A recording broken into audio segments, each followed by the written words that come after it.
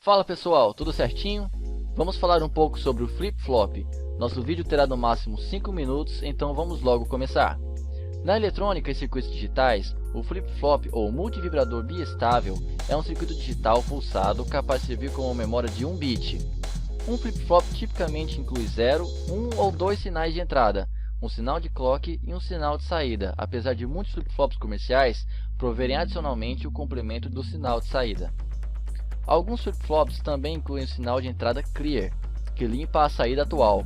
Como os flip-flops são implementados em forma de circuitos integrados, eles também necessitam de conexões de alimentação.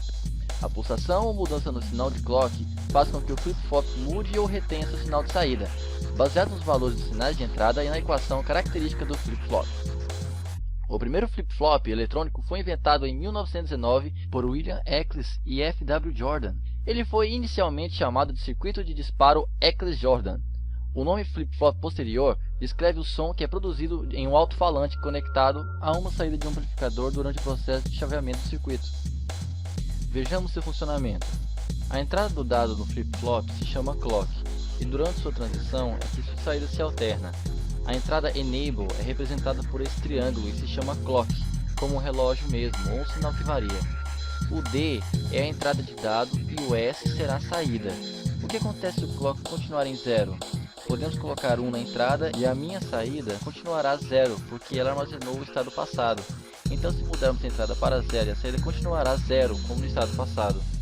Mas se colocarmos o clock em 1, mesmo que se mude o dado, a saída não se alternará porque o flip-flop não é sensível ao estado do clock.